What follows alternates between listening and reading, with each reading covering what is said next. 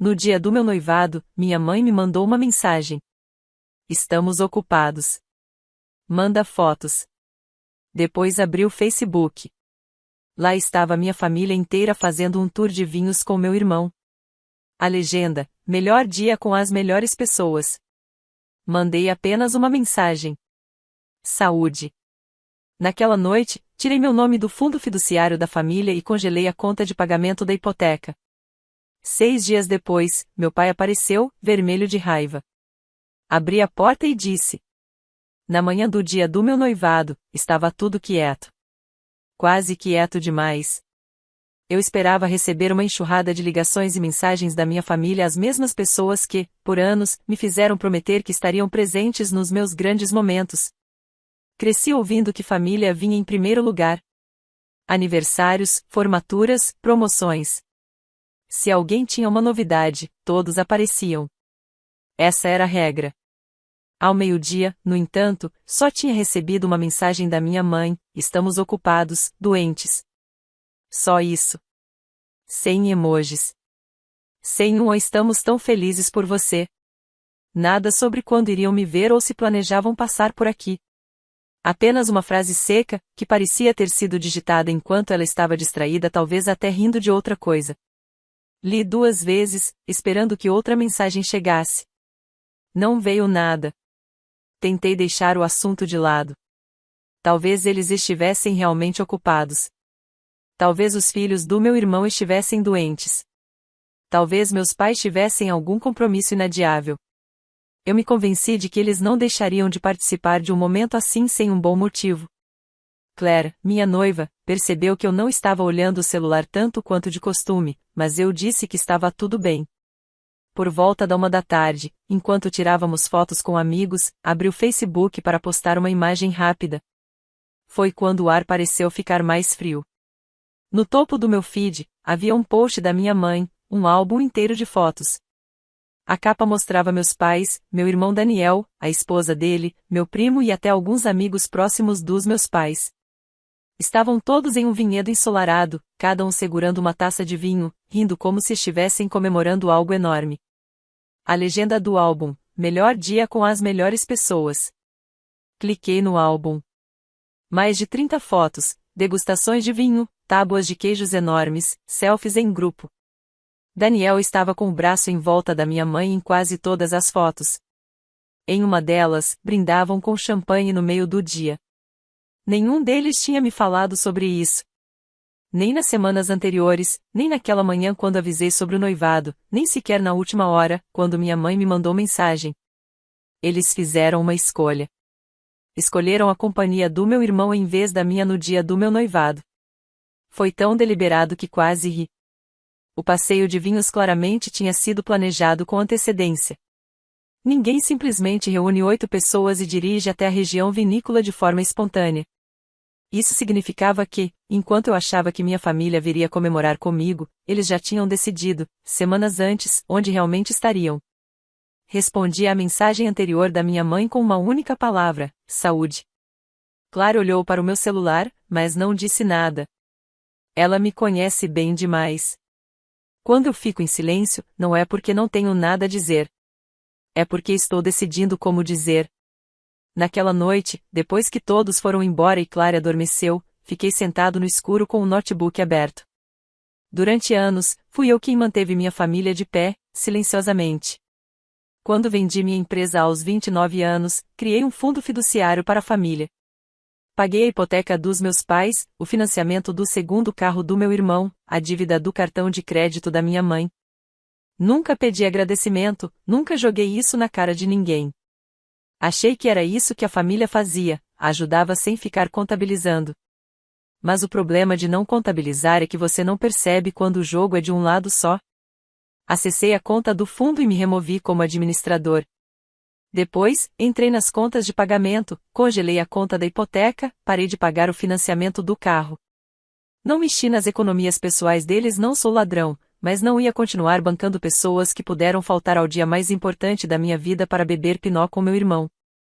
6 dias depois, ouvi uma batida forte na porta. Abri e encontrei meu pai ali, rosto avermelhado, mandíbula tensa, respirando como se tivesse subido correndo as escadas em vez de pegar o elevador. Não abri caminho. Apenas olhei para ele e disse: Entra. A gente precisa conversar sobre como você realmente me vê nessa família. Meu pai não bateu 2 vezes. Um único golpe forte na porta e, assim que abri, ele já estava dentro, como se eu não tivesse escolha. Não me cumprimentou, não olhou ao redor, não perguntou por Clary. Apenas ficou no meio da sala, com os braços ligeiramente afastados, como se estivesse pronto para exigir algo pesado. A primeira coisa que saiu da boca dele não foi uma pergunta sobre o meu noivado. Foi sobre a hipoteca. Disse que o banco tinha ligado, que 2 pagamentos voltaram. Quis saber se eu tinha cometido algum erro nas contas, um pagamento errado. Esse era o cenário na cabeça dele, não que eu tivesse tomado uma decisão, mas que eu tivesse tropeçado sem querer nos fios da rede de segurança financeira perfeita que eu vinha mantendo para eles havia anos. Eu disse que não havia engano. Eu tinha parado de pagar. Ele franziu a testa, como se eu tivesse acabado de falar em outro idioma. Então perguntou por quê. Expliquei exatamente por quê, que o dia do meu noivado era importante para mim, que eu esperava que eles estivessem lá, e que, em vez disso, os encontrei no Facebook com meu irmão, bebendo vinho como se estivessem celebrando o nascimento da realeza. Disse a ele que, se podiam colocar tanta energia para comparecer aos compromissos do Daniel, podiam muito bem ter feito o mesmo por mim. Ele desdenhou, disse que essas coisas acontecem, que o passeio de vinhos tinha sido planejado há semanas e que não valia a pena cancelar por causa de uma tarde. Então ele soltou a frase que fez meus dentes se apertarem. Você está levando as coisas muito para o lado pessoal. Perguntei se ele ficaria bem caso eu tivesse faltado ao casamento dele para sair com amigos. Nenhuma resposta, só um leve tremor na mandíbula. Foi aí que veio a frase que colocou tudo em perspectiva. Sua mãe não quis dizer nada com isso.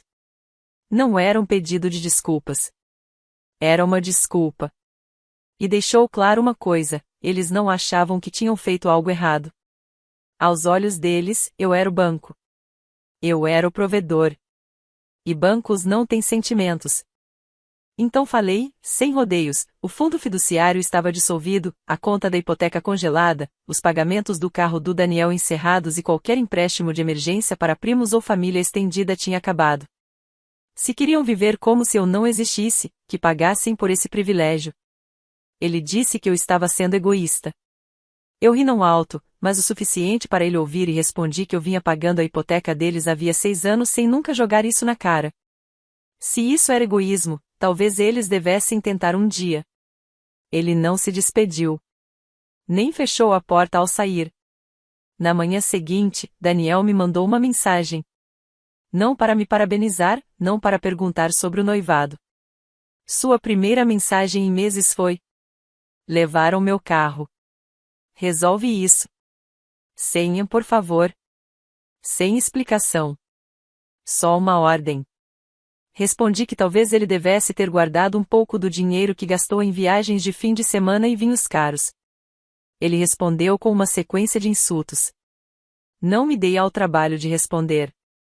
Naquela noite, sentei com papel e caneta.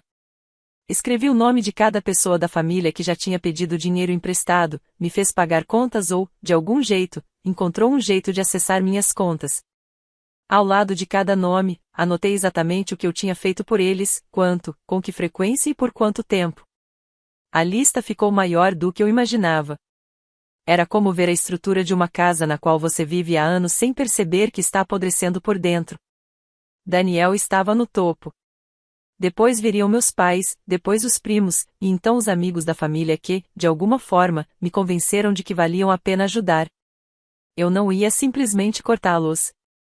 Ia deixar cada rede de segurança se desfazer, fio por fio. Eles me ignoraram no dia mais importante da minha vida. Logo, saberiam exatamente como era ser ignorado. E eu não ia parar até que soubessem.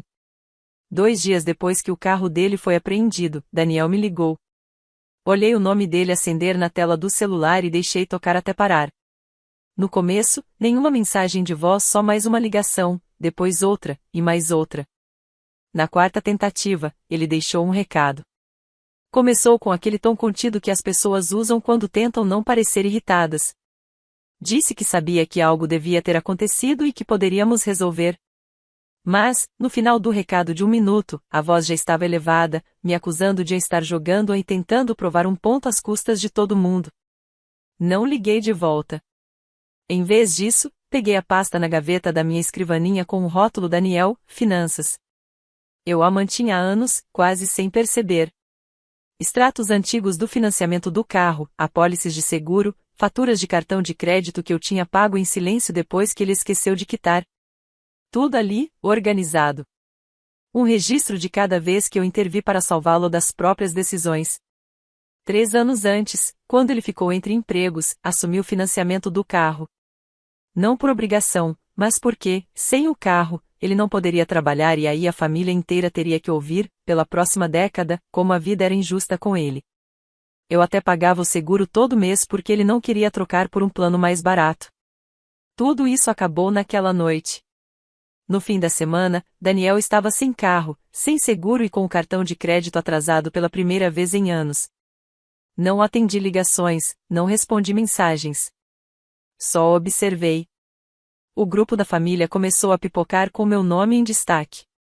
Meu primo Mark disse que tinha ouvido que eu estava cortando todo mundo. Minha tia entrou na conversa, ele está levando pro lado pessoal. Minha mãe digitou, curta e seca, precisamos conversar. Ignorei. Meu pai permaneceu em silêncio. Na sexta-feira, Clara e eu saímos para jantar num restaurante pequeno à beira d'água. Não olhei o celular até voltarmos para casa, mas quando olhei havia 11 chamadas perdidas de Daniel. As mensagens contavam a história sozinhas, as primeiras, educadas, depois, vieram os pedidos desesperados, depois, as acusações. A última dizia: se eu perder meu emprego por causa disso, a culpa é sua. Na semana seguinte, aconteceu. A empresa dele vinha ignorando seus problemas de assiduidade havia meses porque ele tinha transporte confiável para visitas a clientes. Sem o carro, reassumiram suas contas e, até quarta-feira, Daniel estava desempregado. Não senti satisfação, apenas confirmação. Durante anos, eu o sustentei achando que estava ajudando. Na verdade, só fiz com que ele acreditasse que não podia fracassar. No momento em que recuei, a gravidade fez o resto. A verdadeira reviravolta veio quando a esposa dele, Hannah, me ligou. Nunca fomos próximos.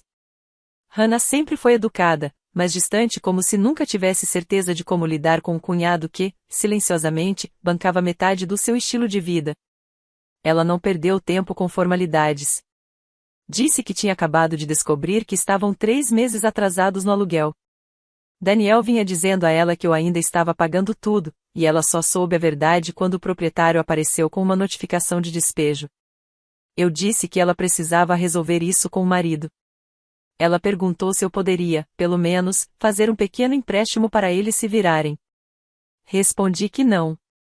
No fim do mês, eles arrumaram as coisas e se mudaram para a casa dos meus pais. Exatamente como eu queria. Porque, quando todos viviam sob o mesmo teto, desmontar aquela estrutura financeiramente de outras formas se tornava muito mais eficiente. E meus pais eram os próximos. Quando Daniel e Hannah se mudaram para a casa deles, não parecia uma reunião de família. Parecia mais alguém jogando um fósforo aceso em um monte de folhas secas. Meus pais diziam que era ajudar a família em tempos difíceis. Eu sabia a verdade. Daniel não ia levantar ninguém.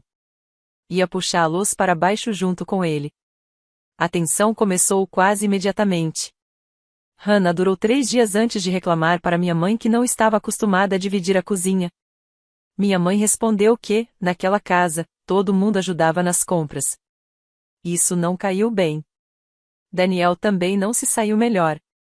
Uma noite, meu pai pediu para ele cortar a grama, e Daniel realmente perguntou se seria pago para isso. Eu fiquei fora dessa. Não precisava mexer na panela, ela já estava fervendo sozinha. Em vez disso, voltei minha atenção para algo maior. Por anos, eu vinha pagando, em silêncio, a hipoteca da casa deles. Eles já tinham refinanciado 2 vezes, uma para cobrir as contas médicas da minha mãe, outra para uma viagem dos sonhos que nunca aconteceu. Eu nunca perguntei para onde o dinheiro foi.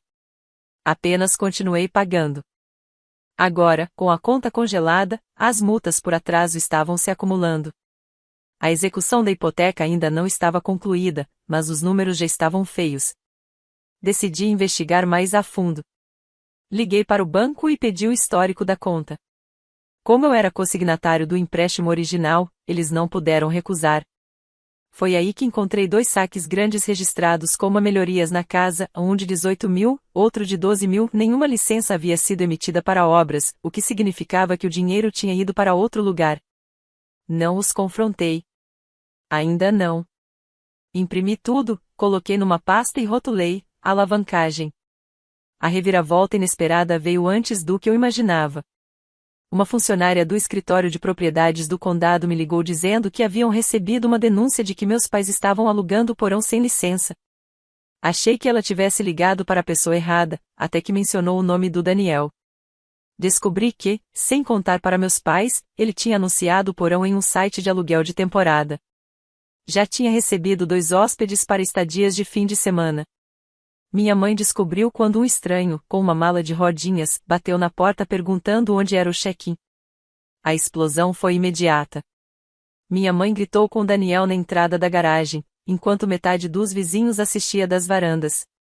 Hannah bateu a porta do quarto de hóspedes com tanta força que um porta-retrato caiu da parede. Meu pai me ligou mais tarde exigindo que eu fosse até lá imediatamente para resolver essa bagunça. Eu disse que não estava mais envolvido nos problemas deles e desliguei. Naquela noite, sentado no meu apartamento, percebi algo: eu nem precisava atacar ainda. Eles já estavam se desmanchando sozinhos. Mas isso não era suficiente. Eu queria garantir que eles não se recuperariam nem financeiramente, nem socialmente, nem como família. E eu já sabia exatamente como fazer isso. Seria público. Seria humilhante. E, melhor de tudo, faria com que eles se voltassem uns contra os outros de forma tão completa que nem perceberiam que eu estava por trás. Não tive pressa. O melhor tipo de dano não é causado no calor do momento. É feito devagar, com precisão, para que o alvo não perceba a lâmina até que ela já esteja cravada a fundo. Esperei até um sábado de manhã, quando sabia que todos os 4 meus pais, Daniel e Hannah, estariam em casa. Meus pais sempre dormiam até mais tarde nos fins de semana, Daniel e Hannah ainda mais. Quando estivessem servindo as primeiras xícaras de café, meu plano já estaria em andamento. A Associação de Moradores do bairro dos meus pais tinha fama de fiscalizar até as infrações mais insignificantes: altura da grama, cor da pintura da caixa de correio, tom aceitável das luzes de Natal. Eram pessoas que viviam de regras e fofocas, o que as tornava a arma perfeita. 2 dias antes, eu havia enviado ao presidente da associação um pacote. Dentro, uma cópia da denúncia do órgão do condado sobre o aluguel não licenciado que Daniel vinha fazendo no porão da casa, com capturas de tela do anúncio no site de aluguel por temporada. Fiz questão de incluir as avaliações dos hóspedes mencionando a check-in fácil e a anfitrião simpático. Não enviei de forma anônima, meu nome estava em letras grandes no final. As reuniões da associação eram abertas aos moradores. Cheguei cedo e me sentei no canto de trás, longe o bastante para não ficar no campo de visão deles. Quando o presidente chegou à parte da pauta chamada Novos Assuntos, abriu meu pacote e começou a ler. Quando chegou na parte sobre estranhos entrando e saindo a qualquer hora do dia e da noite, alguns vizinhos já murmuravam. Então ela leu os comentários dos hóspedes em voz alta, e alguém na primeira fila chegou a rir. Foi aí que entreguei a ela o segundo conjunto de documentos, os extratos da hipoteca mostrando aqueles 2 grandes saques para melhorias na casa em que meus pais haviam feito, sem nenhum registro de licença para qualquer obra. O presidente não disse a palavra fraude, mas não precisava. O jeito como as pessoas se viraram para se encarar deixava claro onde suas mentes estavam. A reunião terminou em silêncio, mas o estrago não demorou a aparecer. Na segunda-feira de manhã, o grupo do bairro no Facebook estava em polvorosa. Uma postagem dizia: é verdade que a família sobrenome está tocando um hotel no porão? Outra perguntava: alguém sabe o que aconteceu com o dinheiro daquela reforma? Na próxima vez que passei de carro pela casa deles, as cortinas estavam fechadas. Nenhum carro na garagem. Algumas cadeiras de jardim tombadas no quintal, como se ninguém tivesse se dado ao trabalho de levantá-las. Naquela noite, Daniel ligou. A voz era dura, mas havia tensão por baixo. Pânico tentando se disfarçar de raiva. Ele me acusou de humilhar a família, disse que as pessoas do bairro estavam tratando todos eles de forma diferente agora. Eu respondi que talvez ele finalmente soubesse como era ser excluído e comentado pelas costas. Ele tentou gritar por cima da minha fala, mas desliguei antes que pudesse terminar. Achei que eles tentariam aguentar firme, manter a cabeça baixa até que as pessoas encontrassem outro assunto para fofocar. Eu estava errado. Na manhã seguinte, recebi um alerta do banco. A conta da hipoteca que eu havia coassinado anos atrás tinha uma atualização pendente. Quando verifiquei, lá estava a nota, propriedade listada para venda. Eles não estavam reduzindo gastos. Não estavam se mudando para um recomeço. Estavam fugindo. E a melhor parte? Eu já sabia exatamente para onde estavam indo. Sabia havia semanas, porque o endereço ficava em uma cidade onde eu tinha ainda mais influência do que aqui. Eles achavam que estavam correndo de mim. Na verdade, estavam correndo direto para a última parte do meu plano. Soube para onde estavam se mudando antes mesmo da placa de vende-se a ser colocada no quintal. Notícias correm rápido na nossa família, especialmente quando não deveriam. Minha prima Lisa me ligou do nada, falando naquele tom meloso que ela usa quando quer parecer compassiva, mas não consegue esconder o prazer na voz. Disse que meus pais estavam começando do zero numa casa menor, em outra cidade, longe de todo o drama. Ela achou que isso me machucaria. Em vez disso, quase ri. Eles tinham escolhido um lugar onde eu tinha mais influência do que imaginavam. Anos atrás, depois de vender minha empresa, investi numa pequena, mas lucrativa, administradora de imóveis naquela cidade. Acabei vendendo minha parte, mas os relacionamentos ficaram. Corretores, proprietários, inspetores, eu já tinha feito negócios com todos eles. E, no mercado imobiliário, reputação é moeda. Bastou um telefonema. Não pedi para ninguém bloquear meus pais diretamente. Isso seria amador. Apenas enviei cópias da ata da reunião da Associação de Moradores, da denúncia do condado sobre o aluguel irregular com o nome do Daniel e dos extratos da hipoteca mostrando aqueles saques para a reforma sem registro de licença. Não acrescentei comentários. Não precisava. A primeira casa na qual fizeram oferta foi misteriosamente retirada do mercado. A segunda aceitou outra proposta no último minuto. Na terceira vez que isso aconteceu, eles já estavam frustrados e confusos. Eu fiquei em silêncio. Enquanto isso, a vida de Daniel também desmoronava. Sem emprego, carro ou renda estável, ele começou a depender da família de Hannah. Eu sabia que isso não duraria. Os pais dela sempre o mantiveram à distância. No fim do outono, Hannah fez as malas, levou as crianças e foi morar com a irmã. 2 semanas depois, entrou com o pedido de separação.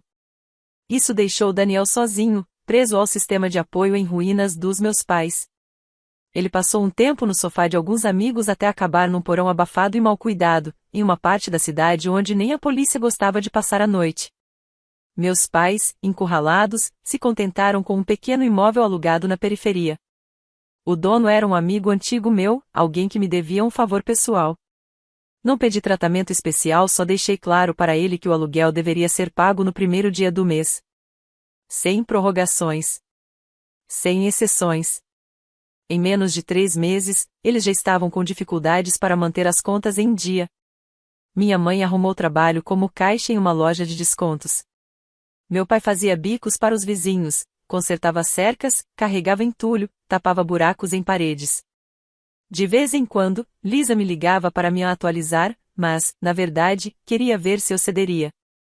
Nunca cedi. Em dezembro, o grupo de família no celular estava em silêncio. Sem planos para as festas, sem cumprimentos, sem as fotos obrigatórias de árvores decoradas. Era como se não existíssemos mais uns para os outros. Na véspera de Ano Novo, Claire e eu estávamos na varanda do nosso novo apartamento, taças de champanhe na mão, olhando as luzes da cidade. Meu celular vibrou uma vez mensagem da minha mãe: "Espero que você esteja feliz." Fiquei olhando para a tela por um longo momento antes de colocar o telefone de lado, sem responder. A verdade é que eu não estava feliz do jeito que ela queria dizer. Isso não tinha a ver com alegria. Era sobre equilíbrio. Eles me mostraram com perfeita clareza o lugar que eu ocupava na vida deles. E eu apenas devolvi o reflexo. Agora não havia mais nada para consertar, nada para discutir. Só silêncio e paz. Por semanas depois do Ano Novo, nada. Nenhuma ligação, nenhuma mensagem, nenhuma atualização da Lisa. Pensei que talvez tivessem finalmente se acomodado na nova realidade e aceitado que a ajuda tinha acabado. Clary e eu já fazíamos planos para uma viagem quando a surpresa caiu no meu colo. Tudo começou com um e-mail do meu antigo gerente de banco, mesmo que me ajudou a congelar a conta da hipoteca meses antes.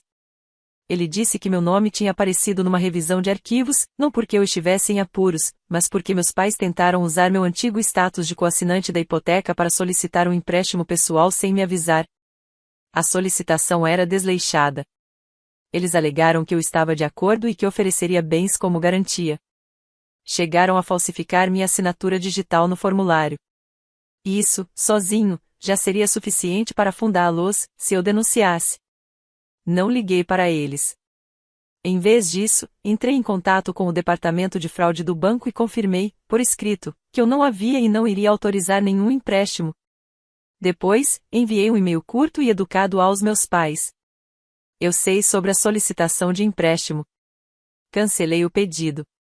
3 dias depois, recebi uma mensagem inesperada de Hannah, a quase ex-mulher do Daniel. Ela disse que tinha ouvido de um amigo em comum que Daniel andava dizendo por aí que eu havia arruinado a vida dele por inveja. O engraçado é que esse tal amigo era justamente alguém a quem eu tinha ajudado a conseguir um emprego para o Daniel, anos atrás. E ele sabia da verdade. Contou para Hannah sobre cada conta paga, cada empréstimo, cada resgate silencioso que eu já tinha feito por ele. Ela ficou chocada. Mas a reviravolta verdadeira veio quando ela me disse algo que eu não sabia: Daniel estava de volta à casa alugada dos meus pais. Não morando lá de fato, mas se escondendo. Ao que parece, ele tinha se metido em encrenca com uma empresa de empréstimos rápidos, deixou de pagar e agora havia gente batendo na porta do apartamento dele para cobrá-lo. Então, ele correu de volta para eles. Foi aí que percebi: eu não tinha apenas tirado o dinheiro deles. Eu os havia deixado com a única coisa que já não podiam mais sustentar Daniel. Por um instante, quase senti pena. Quase. Mas então me lembrei do dia do meu noivado, das taças de vinho, da legenda no Facebook, e a sensação passou. Agora, restava apenas uma pergunta: deixá-los implodir sozinhos ou dar o último empurrão?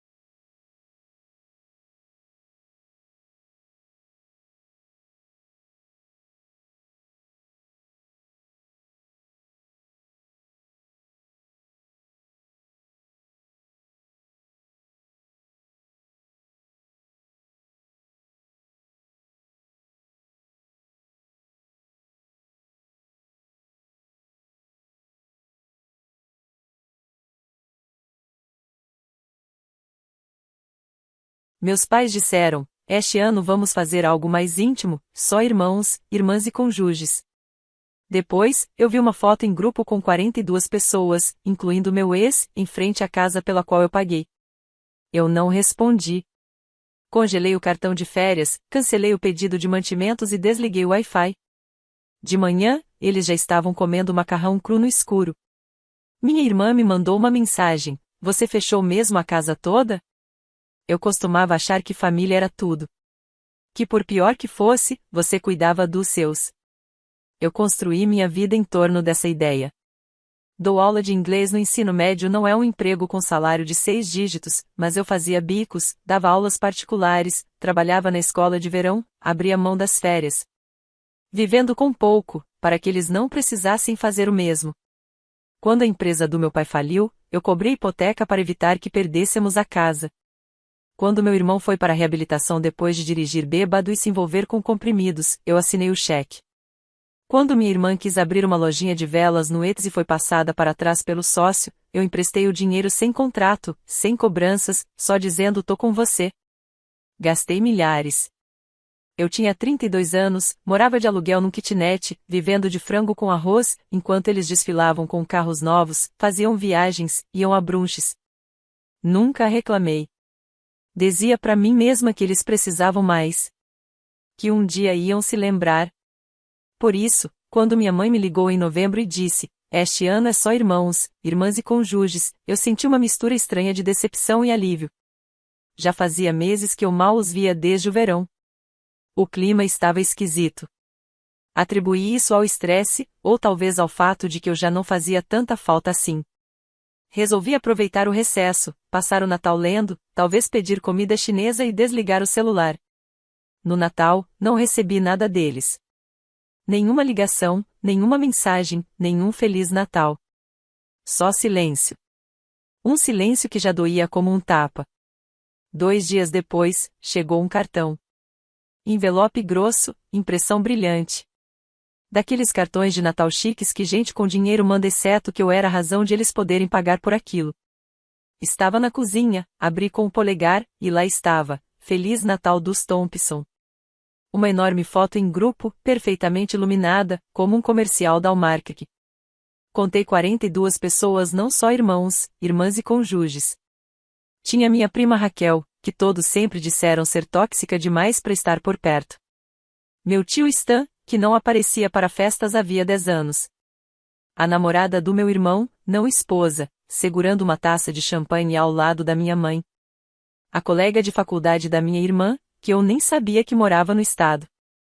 E bem no centro, em destaque, estava Jen, minha ex. Ficamos juntas por muitos anos. Terminamos quando ela disse que não aguentava mais os dramas da minha família, que eu deixava eles me sugar até a última gota. Ela não estava errada, mas doeu mesmo assim quando ela foi embora.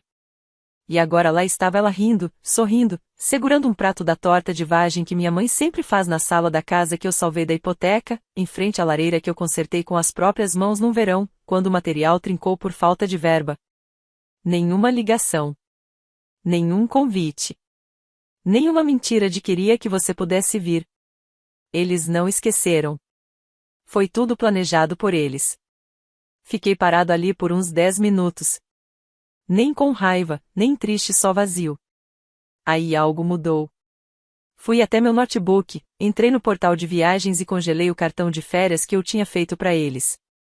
Em março, eles tinham uma viagem marcada para Aruba, toda paga com os pontos que eu acumulei e transferi. Cancelei. Depois abri o aplicativo de entrega de mercado, cancelei o pedido semanal deles e apaguei a forma de pagamento. Entrei no app da casa inteligente e desliguei o Wi-Fi, o termostato, as câmeras, tudo que estava na minha conta. Na manhã seguinte, o grupo da família no WhatsApp estava em plena atividade. A primeira mensagem veio da minha irmã. Você fechou mesmo a casa toda? Não respondi. Que fiquei naquela casa fria e escura onde fizeram a festinha deles.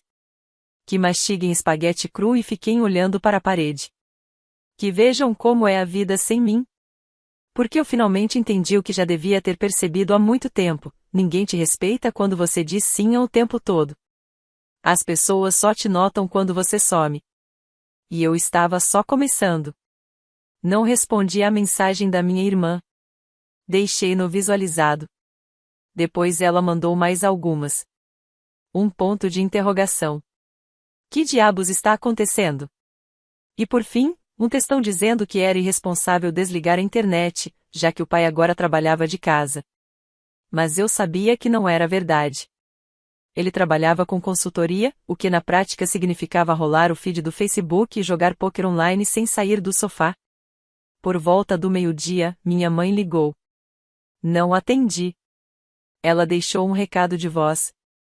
Usou aquele tom falso que ela põe quando está com raiva, mas quer parecer razoável. Falou sobre o Wi-Fi fora do ar, a geladeira desconectada, a falta de comida. Perguntou se eu poderia ver isso quando tivesse um tempinho. Eu tinha tempo. Só não me importava mais.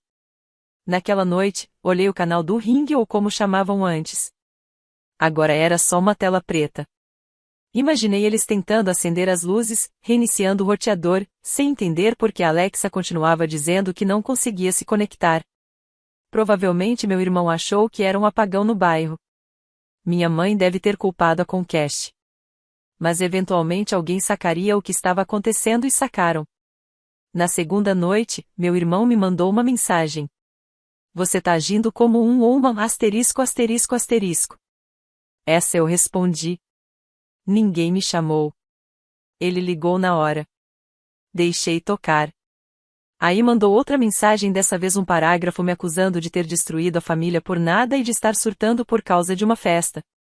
De jeito nenhum.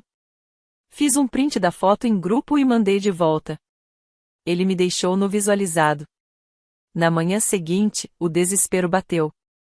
Minha irmã ligou chorando, ou tentando forçar um choro, dizendo que não conseguiam pedir comida. O termostato não funcionava. A casa estava gelada. A TV não carregava nada. E foi nesse momento que me dei conta, ninguém ali nunca nem olhou para os sistemas que eu configurei para eles. Só usavam. Como me usavam. No terceiro dia, o tom mudou. Não teve mais chantagem emocional. Nem acusações. Agora era o modo arrependimento. Minha mãe me mandou. Acho que a gente precisa conversar, por favor. E depois? Nunca quisemos te machucar. Ela não disse desculpa. Disse que não quiseram me machucar. É o truque clássico jogar tudo sobre como eu me senti.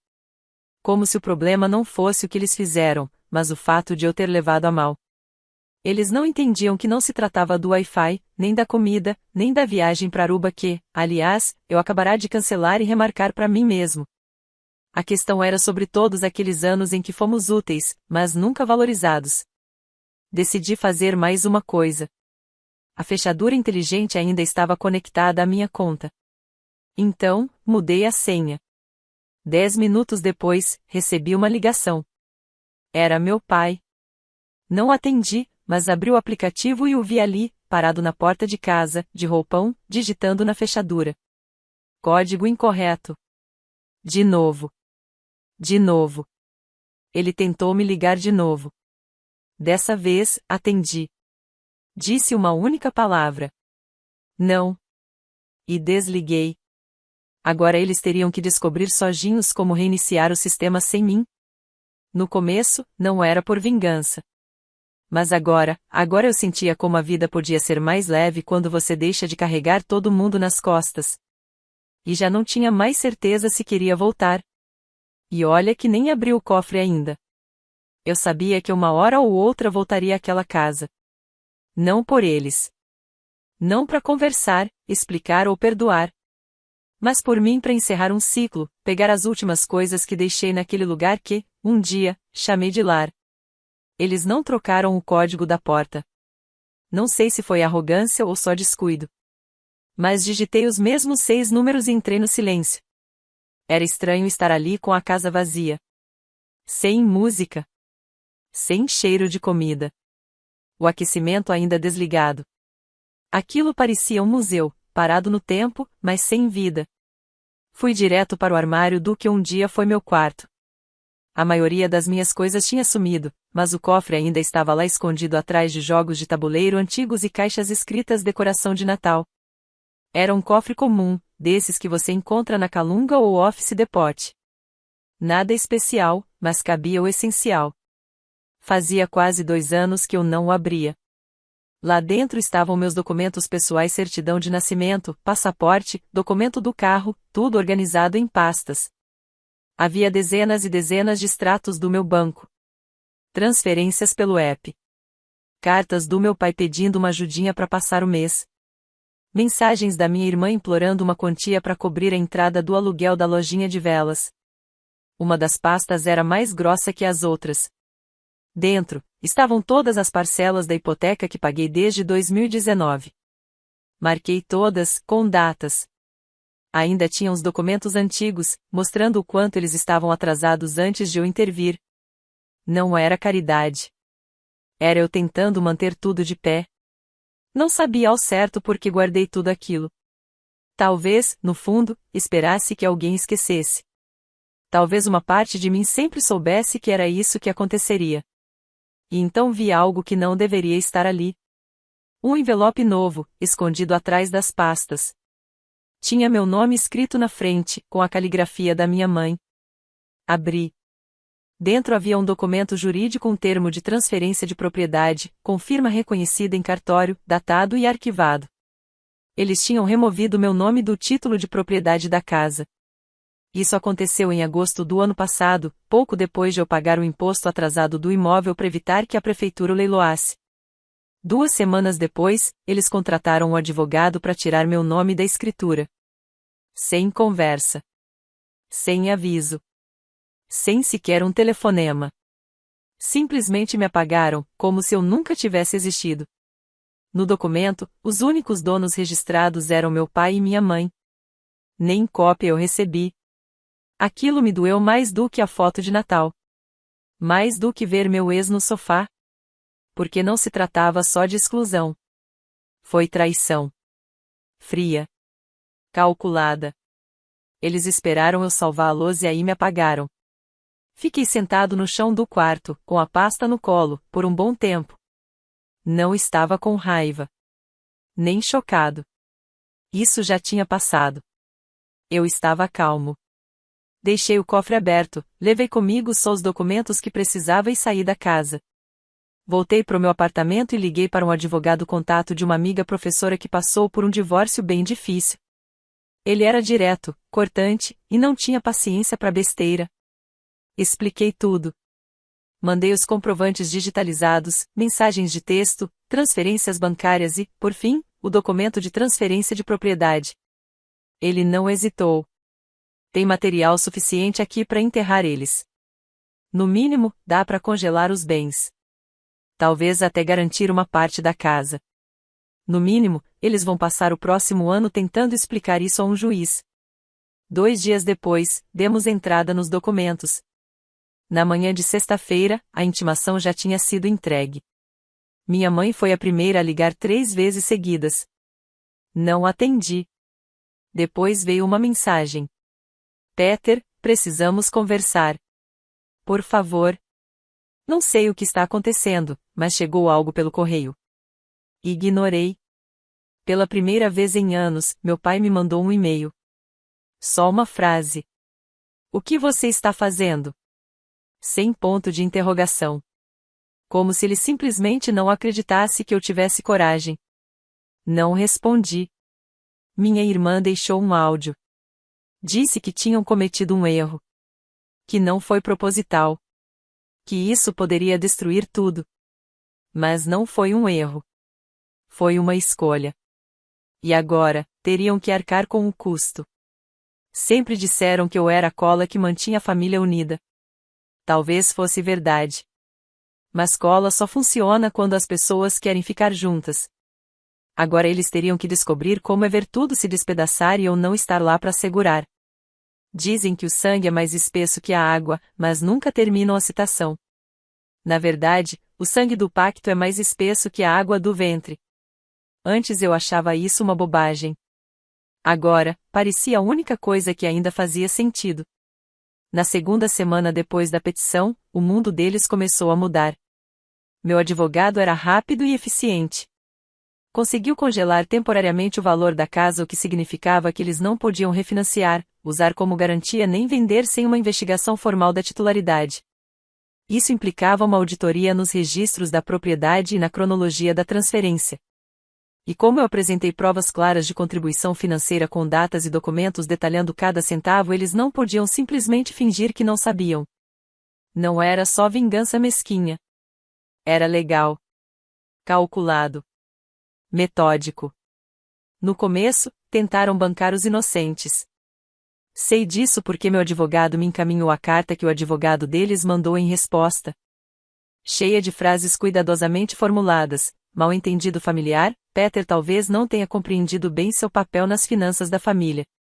Achavam mesmo que eu ia recuar assim que um escritório de advocacia entrasse na jogada. Errado. Fiquei em silêncio por anos. Aguentei calado, paguei as contas, engoli os desaforos. Eles confundiram isso com fraqueza. Agora estavam vendo o outro lado do silêncio. Na terceira semana, meu irmão ligou pela primeira vez em quase 6 meses. Deixou um recado. Cara, isso saiu do controle. Você tá destruindo a família por um problema que dava pra resolver numa conversa. De novo essa palavra, conversa. Como se eu tivesse sumido. Como se fosse eu que os apaguei da foto de Natal. Como se fosse eu quem roubou a casa de quem a salvou. Não. O próximo recado veio da minha irmã. Nem abri. Só deletei. O único que li foi um e-mail da minha mãe. Começava com: Estamos arrependidos. Depois: Mas se você continuar com isso, vamos perder tudo. Li 2 vezes. Não era estamos arrependidos do que fizemos. Não era cometemos um erro. Era vamos perder tudo. Eles ainda não tinham entendido. Ainda achavam que tudo se resumia a coisas. A casa. Ao dinheiro. Não era isso. A questão era que eles me viam como uma utilidade, não como uma pessoa. Uma linha em uma planilha. Uma torneira que eles podiam abrir quando as coisas iam mal e ignorar quando tudo estava bem. Então, respondi ao e-mail da minha mãe com uma única frase. Eu perdi tudo para que você ficasse confortável. Agora é a sua vez. Depois disso, o tom mudou completamente. O advogado deles tentou negociar. Ofereceu uma participação parcial no patrimônio, um acordo em dinheiro, disse que talvez pudéssemos chegar a uma solução pacífica. Meu advogado perguntou se eu queria fazer um acordo. Eu disse que não. Eu queria que o caso fosse a julgamento.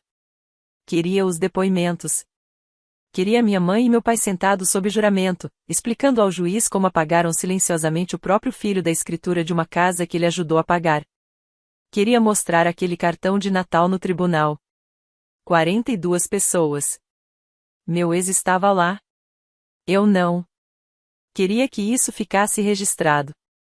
A única vez que senti um vislumbre de dúvida foi semanas depois, quando passei de carro em frente à casa. Só passei. A luz da varanda estava apagada. O gramado, alto.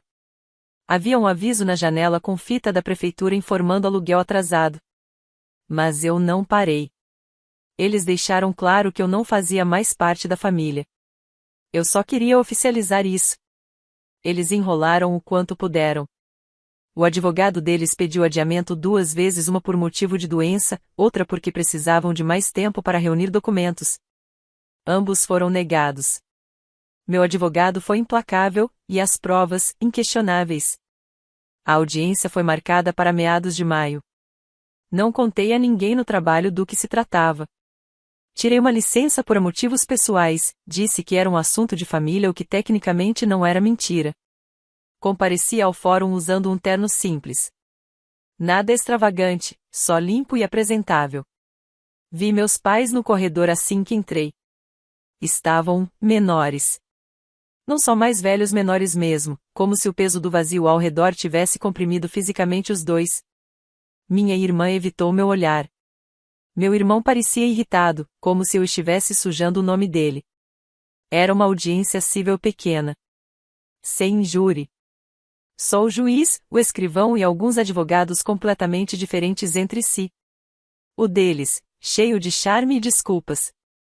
O meu, calmo, focado, com pastas organizadas por data e fonte.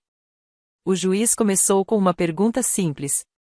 Alguém pode explicar por que o autor foi removido da escritura sem o seu conhecimento, mesmo com contribuições financeiras documentadas? O advogado deles tentou contornar, dizendo que tudo foi um mal-entendido, que não havia nenhum acordo formal, nenhuma prova clara de intenção. Foi aí que meu advogado apresentou um e-mail impresso do meu pai, datado do ano em que eu estava pagando a hipoteca. No e-mail, ele agradecia por eu manter a casa e dizia: sem você, a gente não teria conseguido segurar isso aqui.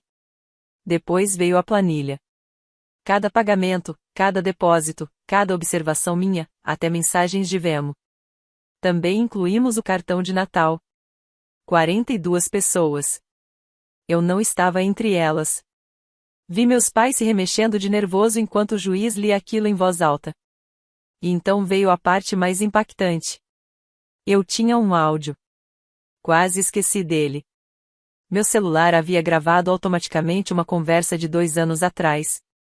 Minha mãe me ligou pedindo ajuda com o conserto do telhado.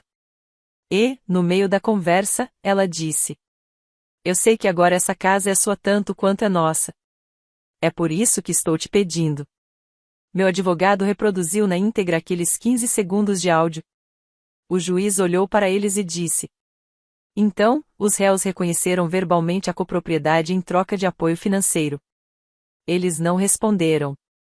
Só ficaram sentados ali, com os rostos murchos, como papel molhado.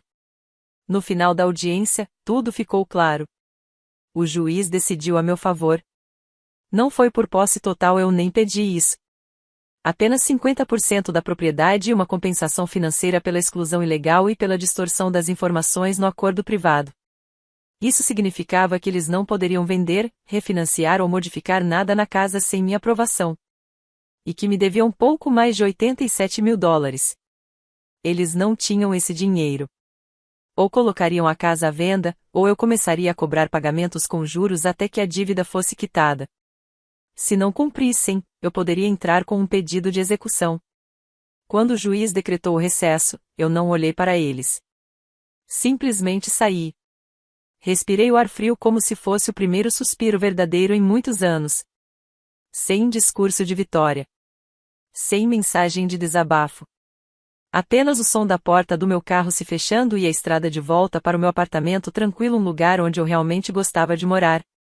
Naquela noite, finalmente ouvi a mensagem de voz que minha mãe havia deixado antes do julgamento. Ela dizia que ainda me amava. Que isso era só uma briga de família, e que sangue é mais espesso. Apaguei a mensagem. Ela estava errada. Respeito é mais espesso. Limites são mais espessos. Autoestima é mais espessa. E, pela primeira vez na vida, eu tinha os 3. Uma semana depois da assinatura final do juiz, apareceu a placa de vende-se. Meus pais não me ligaram para avisar. Não precisaram. Recebi o alerta pelo Zillow. Eu havia salvo aquele endereço anos atrás, quando ainda tentava entender se algum dia conseguiria pagar algo meu. As fotos me atingiram como um tapa gelado no rosto. Cada centímetro da casa estava no anúncio. A sala com a lareira que eu mesmo reformei. A cozinha com o revestimento de azulejos que instalei durante 2 fins de semana cansativos. Até a varanda que repintei em um verão, durante minhas férias. A descrição dizia: charmosa casa de 4 quartos em bairro valorizado. Vendedores motivados. Motivados, de fato. Eles não podiam me comprar de volta. E depois da decisão judicial, não podiam mexer na casa sem minha assinatura. Sem refinanciamento. Sem empréstimos. Sem reformas. Um impasse legal até que alguém cedesse. Eles cederam. Não disse nada. Não respondi ao 3º e-mail da minha mãe. Nem confirmei o recebimento da mensagem que meu pai mandou, que dizia apenas: estamos nos mudando. Espero que você esteja feliz. Sem ponto de interrogação. Como sempre. Eu não estava radiante. Nem satisfeito. Só, tranquilo. Livre. Feliz do jeito que a gente se sente quando finalmente deixa de carregar o que estava nos esmagando em silêncio. A casa foi vendida em menos de 3 semanas. O mercado estava aquecido. Quintal grande. Boa escola na região. Eles conseguiram um bom valor. Depois das taxas e do pagamento da minha parte, fiquei com $112.000. O banco transferiu o valor para minha conta numa manhã de terça-feira. Não contei para ninguém. Saí do trabalho naquele mesmo dia e fui direto para um bairro pequeno que eu vinha observando há mais de um ano. Encontrei uma casa de 2 quartos com um quintalzinho, sem grama para carpir, com um vizinho que conserta motos na garagem, mas sempre acena quando você passa. No mesmo dia, fiz uma oferta a pagamento à vista. A papelada foi concluída às 9 da manhã. E assim eu tive, enfim, uma casa. Não um lugar cheio de fantasmas, culpa e obrigações forçadas. Uma casa. Sem mais ligações tarde da noite pedindo dinheiro. Sem mais feriados constrangedores. Sem mais andar na ponta dos pés esperando que alguém me lembrasse que eu só era útil quando minha carteira estava aberta. Fui me mudando aos poucos. Escolhendo móveis que eu realmente gostava. Pintei as paredes sozinho. Comprei um sofá que não estava em promoção só porque minha irmã gostava do tecido. Foi a primeira vez que eu construí algo inteiramente meu. Sem obrigações, sem contas conjuntas, sem gratidão forçada. Algumas semanas depois, minha irmã mandou uma mensagem longa pelo Facebook. Dizia que sentia falta de como éramos antes, que queria restabelecer o contato, que a vida era curta demais para guardar rancor. Fiquei olhando para aquela mensagem por um bom tempo. Depois arquivei a conversa. Não bloqueei. Não respondi com raiva. Só deixei ir. Como um balão que já voou alto demais para ser alcançado de novo. Uma parte de mim sempre vai doer por aquela versão deles em que eu um dia acreditei. A família que eu pensava ter. Os pais que, eu jurava, enxergavam quem eu era, não apenas o que eu podia oferecer. Mas esse é o problema das ilusões. Elas só duram enquanto você permite. Neste Natal, não vou enviar cartões. Não vou a nenhuma reunião pequena só com irmãos e cunhados. Vou estar na Islândia, tomando café numa cabana silenciosa enquanto o céu dança em ondas verdes sobre minha cabeça. E não vou pensar em quem não ligou. Ou em quem, talvez, finalmente tenha percebido que perdeu. Porque estarei ocupado demais vivendo a vida que precisei reduzir a cinzas para poder, enfim, reconstruir. Já se passaram 3 meses desde o fechamento da venda e 2 desde que me mudei para um novo lugar. O silêncio tem sido um alívio. Sem tentativas disfarçadas de me fazer sentir culpa. Sem pedidos camuflados de convites. Sem obrigações travestidas de carinho. Tenho passado as noites revisando projetos, plantando ervas no pequeno quintal e planejando minha viagem para a Islândia. Na semana passada, recebi uma carta. Uma carta de verdade, com o remetente escrito à mão, Jen. Por pouco não joguei fora sem abrir. Alguma coisa me dizia que não poderia ser boa, nada do passado era. Mas a curiosidade venceu. Sentei na varanda e abri com o canivete que uso para abrir caixas. 2 páginas. Letra cursiva, bonita. Sem pedido de desculpas. Ela escreveu que não sabia da festa de Natal até o próprio dia, quando minha irmã a convidou de última hora e disse que eu não estaria lá. Disse que não deveria ter ido, mas foi. Disse que depois viu uma foto e imediatamente entendeu o que tinha acontecido.